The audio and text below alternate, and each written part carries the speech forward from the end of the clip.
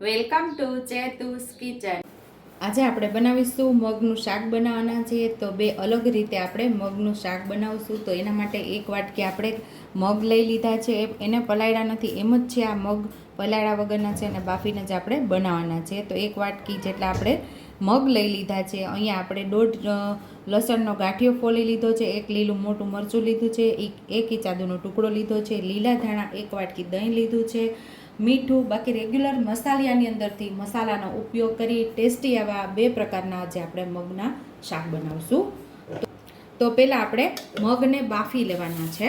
તો અહીંયા આપણે કુકર લઈ લીધું છે ને મગને કુકરમાં ઉમેરી દીધા છે ને સરસ એકદમ ક્લીન પાણી આવે ત્યાં સુધી ધોઈને મગને આપણે બાફી લેવાના છે। મગની ઉપર 1 ઇંચ જેટલું પાણી આવે એટલા પાણી ઉમેરી અને આપણે કુકર બંધ કરી અને 4 થી 5 સીટી લઈ લેશું। આશરે 2 થી 2.5 ગ્લાસ જેટલું પાણી છે। અહીં આપણે આદુની કટકી ઉમેરી દીધી છે અને અડધું લસણ આપણે આદુ સાથે અને મરચાં સાથે ઉમેરીને ખાંડી લેવાનું છે। મરચાંને પણ સાથે જ ઉમેરી દઈશું।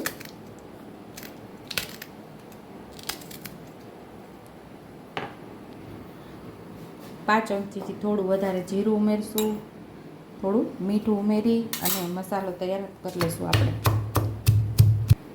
થોડા આપણે લીલા ધાણા ઉમેરી દઈશું।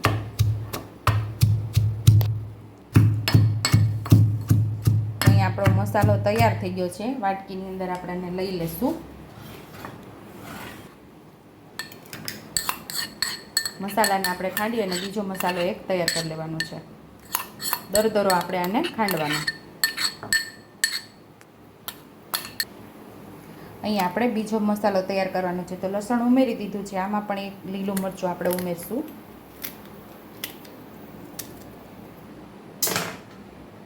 સેમ એ જ રીતે આમાં પણ થોડી 5 ચમચીથી વધારે મીઠું ઉમેરી, થોડું 5 ચમચીથી થોડું વધારે અહીંયા આપણે પહેલાં જીરું ઉમેરી દીધું છે। 5 ચમચીથી થોડી વધારે જીરું ઉમેર્યું છે। ચપટી મીઠું ઉમેરશું અને 1 ચમચી જેટલું લાલ મરચું પાવડર ઉમેરી અને સરસ એવી મસાલો લસણવાળી ચટણી આપણે તૈયાર કરી લેવાની છે। તો સરસ આપણે ખાંડી લેશું। આપણી લસણવાળી કાઠિયાવાડી ચટણી તૈયાર થઈ ગઈ છે। તો આને આપણે સાઈડ ઉપર રાખી દઈશું। તો આપણે કુકરમાંથી જાતે હવા રિલીઝ થઈ ગઈ છે ને જોતાં જ લાગે છે કે આપણા મસ્ત એવા મગ બફાઈ ગયા છે। તો હવે આપણાનો બે અલગ રીતે આપણે મગનો વઘાર કરવાનો છે। તો બે અલગ રીતે આપણે મગને બનાવશું। તો અહીં આપણે જે ગ્રીન ચટણી કરેલી એની અંદર આપણે 2 થી 3 ચમચી જેટલું દહીં ઉમેરશું, મિક્સ કરી લઈશું મસાલા સાથે।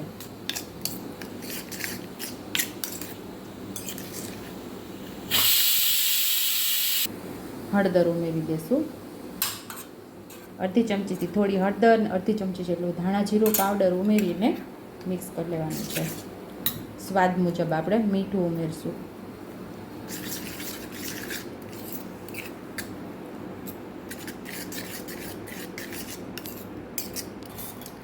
તો અહીં આપણે 2 ચમચી જેટલું ઘી ઉમેરશું।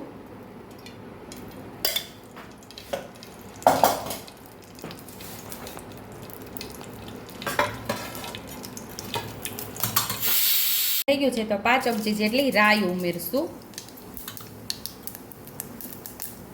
થોડી હિંગ ઉમેરશું। મસાલો તૈયાર કરેલો એ ઉમેરી દેશું।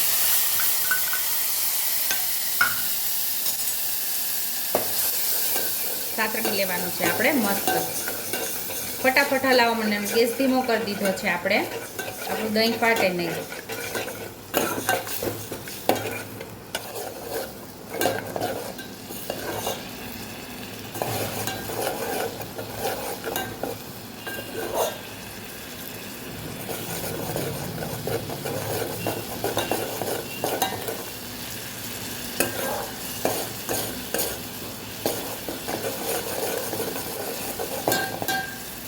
તો અહીંયા આપણે દહીં એકદમ સરસ સતળાઈ ગયું છે, આપણો મસાલો સરસ સતળાઈ ગયો છે। જે વાટકીની અંદર આપણે મસાલો તૈયાર કરેલો એ જ વાટકી આપણે પાણી ઉમેરીને આપણે અહીંયા ઉમેરી દેવાનું છે। તો અહીંયા આપણે 2 ચમચા જેટલા એમાં મગ ઉમેરી દેવાના છે.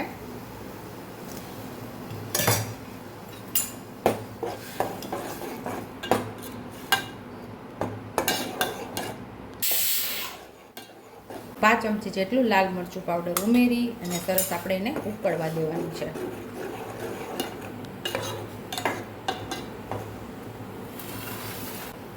થોડા લીમડાના પાન ઉમેરી દઈશું.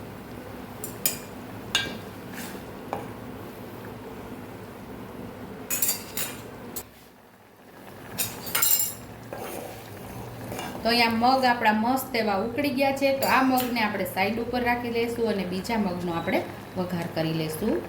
ઉપરથી આપણે લીલા ધાણા ઉમેરી દઈશું. અહીંયા આપણે 1.5 ચમચા જેટલું તેલ ઉમેરશું. અહીંયા આપણે 1.5 ચમચા જેટલું તેલ ઉમેરી દીધું છે અને સરસ આપણે ગરમ થવા દેવાનું છે. તો આપણે લસણવાળી તૈયાર કરેલી ચટણીની અંદર થોડું પાણી ઉમેરશું અને ચટણીને આપણે કાલવી લેવાની છે.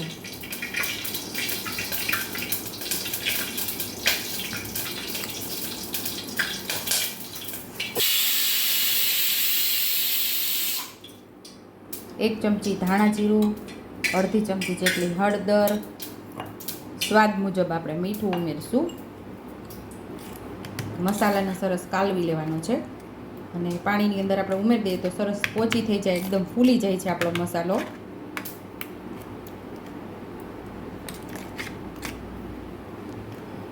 આપણે પહેલાં 4 લવિંગ ઉમેરશું.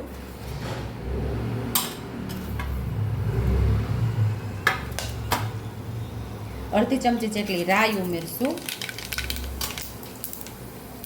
થોડું જીરું ઉમેરશું. હિંગ ઉમેરશું. આપણે ચટણી કાલવેલી આપણે ઉમેરીને સાતળી લેવાની છે.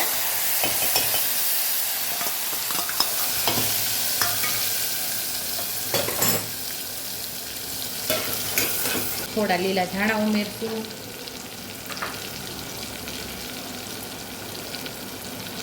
મીઠા લીમડાના પાન ઉમેરી દઈશું. મસાલાને સરસ આપણે સાતળી લેવાનો છે. થોડો મસાલો આપણો સતળાઈ જાય પછી ટમેટું ઉમેરી દેવાનું છે. ટમેટાને પણ સાથે સાતળી લેશું આપણે.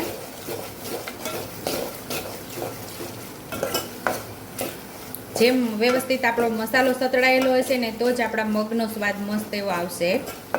કોઈ પણ શાક તમે બનાવતા હોય તો એની અંદર મસાલો સાતળવાની જ ખૂબી હોય છે કે જેટલો વ્યવસ્થિત આપણે મસાલો સાતળશું ને એટલી જો સ્વાદ આપણા શાકની અંદર બેસી જાય. જો કાચા મસાલાનો સ્વાદ આવતો હોય તો આપણા શાકનો સ્વાદ પણ ન આવે અને લસણની કાચી સ્મેલ આવતી હોય તો પણ આપણે શાક ભાવતું નથી. તો બરાબર લસણની કચાશ ઉડી જાય ત્યાં સુધી આપણે મસાલાને બધાને સાતળવાના. અહીંયા આપણો મસાલો એકદમ સરસ સતળાઈ ગયો છે તો અહીંયા આપણે મગ ઉમેરી દઈશું.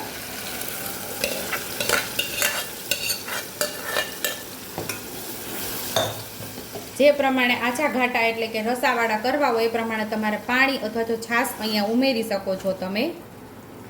તો મારા પરિવારની અંદર થોડા ઘટ મગ ભાવે છે એટલે ઘાટા રાખશું અને આપણે ઉકળવા દેશું. તો અહીંયા આપણા મગ મસ્ત એવા ઉકળી ગયા છે. તો સર્વિંગ બાઉલમાં હવે આપણે સર્વ કરી લઈશું. 2 અલગ રીતે મગના શાક આપણા તૈયાર છે. તો ઉપરથી આપણે લીલા ધાણાથી ગાર્નિશ કરી દઈશું. જો તમને મારી રેસીપી પસંદ આવી હોય તો મારી રેસીપીને લાઈક કરજો, શેર કરજો, સબસ્ક્રાઈબ કરજો, હાઈપ કરજો, બેલ આઇકોનને દબાવતા ભૂલતા નહીં અને કમેન્ટ બોક્સમાં કમેન્ટ કરજો કે મારી રેસીપી કેવી લાગી. તો આવજો.